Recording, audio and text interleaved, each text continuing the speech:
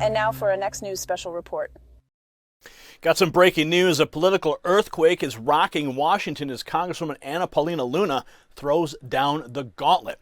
Attorney General Merrick Garland finds himself in the crosshairs of a congressional showdown that could end with his arrest.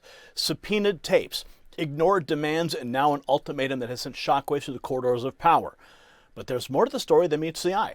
Stay tuned for our exclusive report and the final thought that will leave you questioning everything you thought you knew about justice in America. Now, folks, before we dive into this explosive report, a quick word from our sponsor. You know, just like Merrick Garland's facing the heat, your wallet is under fire from skyrocketing energy bills. But here is a secret. You don't have to be at the mercy of greedy power companies. I've discovered a game-changing device. It's right here. It's like having a watchdog for your home's energy use. It plugs right into your wall, cuts unnecessary power drain, and keeps your appliances running smoothly. Don't wait until Friday like Garland. Act now.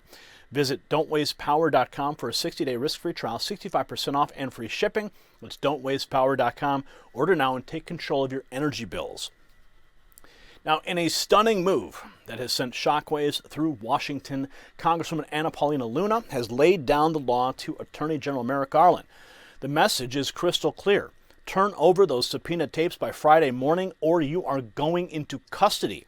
This isn't just another day in the swamp, folks. We're witnessing a showdown that could reshape the balance of power in our republic. So let's break this down for you.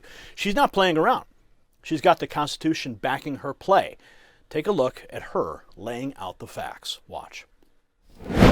We are here today because of the double standard that exists within the justice system. As you know, on February 27th, the Oversight Committee, as well as House Judiciary, had sent a subpoena to Attorney General Garland, of which we received no response, and after referring him for criminal contempt within 48 hours or less, the Department of Justice refused to prosecute. Inherent contempt is clearly within our Article I authorities, and Congress does have the power to investigate all legislative powers. Investigations are part of our legislative process, and people that interfere with these processes should be held accountable. Inherent contempt was first used in 1795, and this was further upheld in a Supreme Court decision in 1927 in McGrain versus Doherty that stated that Congress does indeed have this authority. It's important to note that when an individual is called before courts across the country, they appear. Why should the Attorney General, who is supposed to be head of all law enforcement authorities, any different? Garland still has time to comply with this request. We are asking that he bring the tapes to the House and let us listen to them. But in the event that he does not, we will press forward with calling the privilege motion on inherent contempt to the floor on Friday morning. It is also important to note that if we as a Congress do not have the ability to enforce our investigative ability, that we are essentially going to be ignored and undercut and essentially handicapped by all other branches, which would make us not a co-equal branch of government. After me, I have Dan Crenshaw speaking that would like to address this issue, but I would appreciate that the press report on this accurately and that Congress, again, does have the authority to do this, that the Attorney General is not above the law, and ultimately we will be pressing forward with this. This is something that, again, would enable the Speaker of the House to order the Sergeant at Arms to take into custody the Attorney General if he fails to comply with our request. You heard it straight from the source. She is wielding a power that's been gathering dust since 1927, inherent contempt. It's Congress's trump card against stonewalling, and she's not afraid to use it. Now let's rewind a bit. On February 27th, the Oversight Committee and House Judiciary slapped Garland with a subpoena. His response? Radio silence. That's right. The nation's top law enforcer decided the law doesn't apply to him. And Luna's not having it, and she's drawing a line in the sand. Now, this is not just about some tapes, it's about the very foundation of our republic. If Congress can't enforce its subpoenas, it might as well pack up and go home. Luna's reminding everyone that in America, no one is above the law, not even the Attorney General. But here's where it gets really interesting. If Garland doesn't blink, we could see the House Speaker ordering the Sergeant at Arms to haul him in. So picture that for a second. The AG in cuffs. It's unprecedented, but then again, so is the AG thumbing his nose at Congress. Luna has history on her side. She's dusted off a power that's been used since 1795. Excuse me. The Supreme Court gave it the nod back in 1927 with McGrain versus Dougherty. Now, it's not some newfangled overreach. It's as American as apple pie and the 4th of July.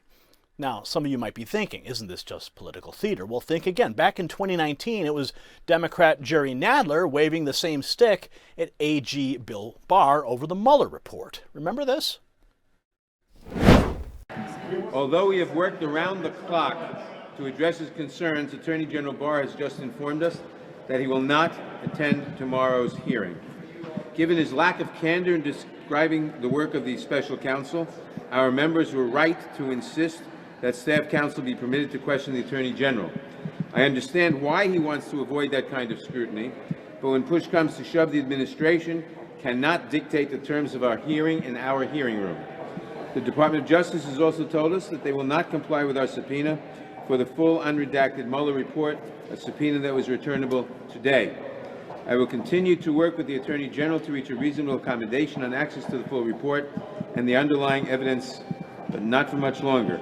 Compliance with congressional subpoenas is not optional, and if good faith negotiations don't result in a pledge of compliance in the next day or two, the next step is seeking a contempt citation against the Attorney General. Now, this isn't about right or left, it's about right and wrong. The clock is ticking for Garland. By Friday morning, he's got to decide, play ball or face the music. Either way, it's a watershed moment for accountability in Washington. If you got value from this report, tap subscribe. My final thought is next. The clock is ticking, America. This showdown between Luna and Garland isn't just about tapes or subpoenas. It's about the very foundation of our republic. The idea that no one, not even the Attorney General, is above the law. As we watch this drama unfold, remember what Thomas Jefferson said. When the people fear the government, there is tyranny. When the government fears the people, there is liberty. The next 48 hours will show us which way the scales of justice truly tilt. Congratulations, you made it to the end of the video. Now keep up your quest for truth with this next news report. And if you found our channel enlightening, join the millions who agree with you. Tap subscribe. Thank you for watching the Next News Network.